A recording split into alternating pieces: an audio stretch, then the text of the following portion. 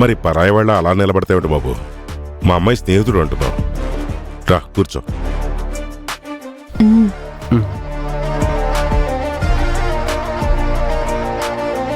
చూసారా డాడీ, వీళ్ళ అమ్మగారు కొట్టిందంట. ఆవిడ బయట జనానే కొడుతుందనుకున్నాను, కొడుకును కూడా కొడుతుందా? వాళ్ళ నాన్నగారికి రెండో వైఫ్ ఉంది కదా, ఆవిడ కూతురు పెళ్లి కుదిరిందని ఇంట్లో ఉన్న డబ్బంతా దోచిపెడుతుంటే కరెక్ట్ కాదని అడిగాడంట, దానికే కొట్టిందంట. కొట్టడమేంటి? అయినా ఆ అబ్బాయి అడిగిన దాంట్లో తప్పే ఉంది. లలిత వాళ్ల నాన్నకి భార్య, ఇతనికేం అమ్మ కాదుగా. పోనీ అందరూ కలిసి ఉంటున్నారా అంటే అది కూడా లేదుగా. వాళ్ళు వేరు, మేం వేరండి. నువ్వు వట్టి అమాయకుల్లో కనబడుతున్నావయ్యా. వాళ్ళు వేరు మేం వేరని నువ్వు చెప్తున్నావు, కానీ నువ్వు చెప్పేది వింటుంటే మీ అమ్మగారు అనుకోవడంలో ఏం లేదనిపిస్తుంది. దీనికి కారణం అంతా మా నాన్నేనండి. ఆయన మాట ఈవిడ అస్సలు కాదందు. అయితే భర్త అంటే ప్రేమ ఉంది, కానీ కొడుకు మీద ప్రేమ లేదన్నమాట మీ అమ్మకి. చూస్తుంటే అర్థమవుతుంది కదండి. ఆయన ఎవరో పరాయి వాళ్ల గురించి వయసు వచ్చిన కొడుకు మీద చేయి చేసుకోవడం ఏంటండి? ఈ లెక్కన ఈ కుర్రోడు రోజు వాళ్ళింట్లో ఎన్ని అవమానాలు పడుతున్నాడో, ఎంత బాధను దిగమింగుతున్నాడో. మా నాన్న చేసిన పని వల్ల బయట ఎప్పుడు అవమానాలే పడ్డాం. మా అమ్మ ప్రవర్తన వల్ల ఇంట్లో ఎప్పుడు అవమానాలు పడుతూ ఉంటానండి. ఒక్కోసారి ఇల్లు వదిలేటైనా వెళ్ళిపోవాలనిపిస్తుంది. భలే వాడివయ్యా. ఆ ఇంటి వారసుడివి నువ్వు, హక్కుదారుడివి నువ్వు. నువ్వు చెప్తే ఆ ఇంట్లో తేరగా తిని పడుకునేవాళ్ళు వెళ్ళిపోవాలి. ఆ ఇంటి ఎదురుగా తిష్టవేసి నిన్ను బాధ పెడుతున్న వాళ్ళు వెళ్ళిపోవాలి. ఇదిగో చూడు, నువ్వేం బాధపడకు. నీకెప్పుడు ఏ కష్టం వచ్చినా నేనున్నాను. నువ్వేం చెప్పాలనుకున్నావో అదే స్టాండ్ మీద ఉండు. ఎవరు నిన్ను కాదన్నా నేను నీకు సపోర్టుగా నిలబడతాను. మా డాడీ మాటంటే మాట విష్ణు. ఆయన సపోర్ట్ ఇచ్చారంటే నువ్వు ఎవరిని ఎదిరించినా ఆయన చూసుకుంటారు.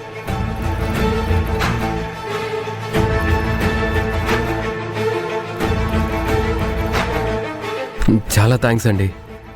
మా ఇంట్లో వాళ్ళు నన్ను అర్థం చేసుకోకపోయినా మీరు అర్థం చేసుకున్నారు. ఆయన రాజకీయ నాయకుడు కదా బాబు. జనాన్ని చదవడం ఆయనకి బాగా అలవాటు. నేను వెళ్ళొస్తానండి. వస్తాను కీర్తి. బాబు,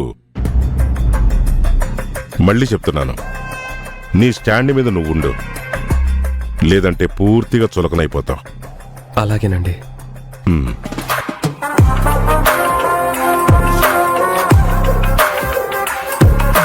బావా, అయితే అన్నపూర్ణ అందంగా నిర్మించుకున్న ఇంట్లో నుంచి ఒక పిల్లర్ని పక్కకి లాగేస్తున్నావు అన్నమాట.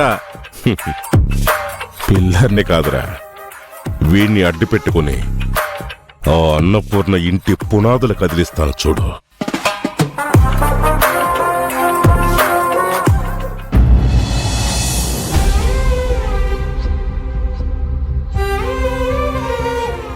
ఎల్లుండే కదా నిస్తార్థం. పంతులు గారు వీళ్ళిద్దరి జాతకాలు చూసి ఎల్లుండే నిశ్చితార్థానికి మంచి ముహూర్తం ఉందని చెప్పాడంట. ఇక మీ మావయ్య కాదని లేక ఒప్పేసుకున్నారు బాలు.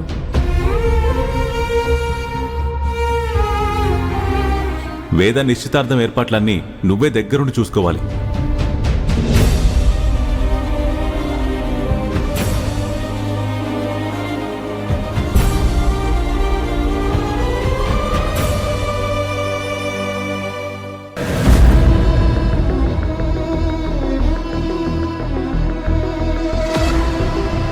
బాలు, ఇంకా ఏం ఆలోచిస్తున్నావురా? ఏం ఆలోచిస్తున్నావు? ఎల్లుండి నిశ్చితార్థం అంటున్నారు కదా. ఆలోచిస్తే ఏంటి? నేనేమనుకుంటే ఏముందిలే మావా. మ్యాడీని పెళ్లి చేసుకుని ఎప్పుడెప్పుడు అమెరికా వెళ్ళిపోదామా అని వేద చూస్తుంది కదా. దానాశలైన తీరని. ఏం మాట్లాడుతున్నావురా? వేదా నువ్వు అర్థం చేసుకుంది ఇంతేనా? పిచ్చోడా, నువ్వు వేదాన్ని ఎంత ప్రేమించావో నాకు తెలుసు, కాని వేద నిన్నెంత కావాలనుకుంటుందో నీకు తెలీదు.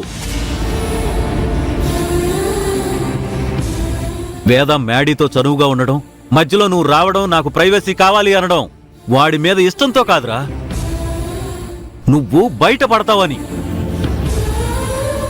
వేద మీద నీకున్న ప్రేమని నీ నోటితో నువ్వే తనకి బయటికి చెప్పాలని, వేద అంటే నాకు ఇష్టము అని, వేదాన్ని పెళ్లి చేసుకుంటాను అని అందరికీ గట్టిగా నువ్వు చెప్పాలి అని కోరుకుంటుందిరా.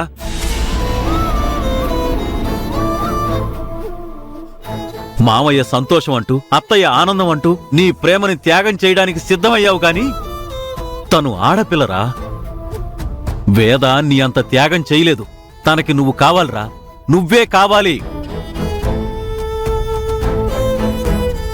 కాని ఎలా? మగాడివైన నువ్వే బయటపడకపోతే తనెలా బయటపడుతుందిరా?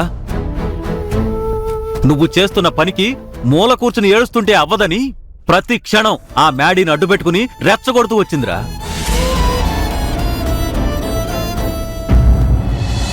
Fine Maddy.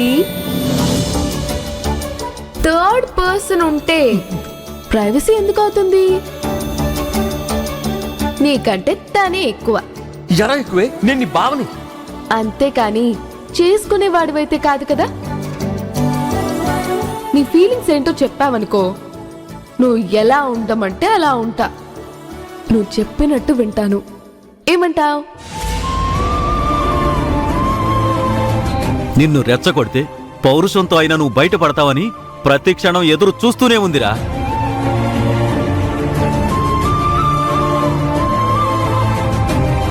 నీ మనసులో ఉన్న మాట నీ నోటి వెంట బయటికి రాలేదు గాని నిశ్చితార్థం వరకు వచ్చేసిందిరా.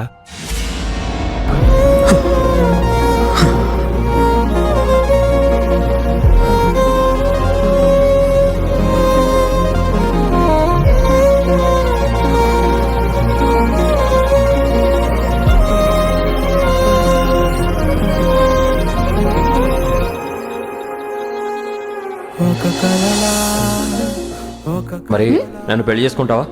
కరిగెనుగా నా వేదనే ఊహలకే ఊపిరిలా దొరికెనుగా నీ ప్రేమనే ఈ రోజు కళ్ళార చూసేందుకే అనంతాల కాలాలు వేచానులే.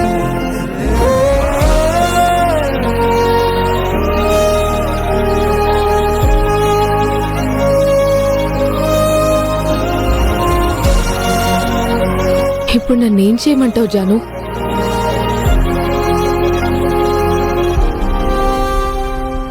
ఏం చేద్దామంటావేంటే? నిశ్చితార్థం అయిపోతే సగం పెళ్లి అయిపోయినట్టే. అప్పుడు నువ్వు పరాయిదానివి అయిపోతావు.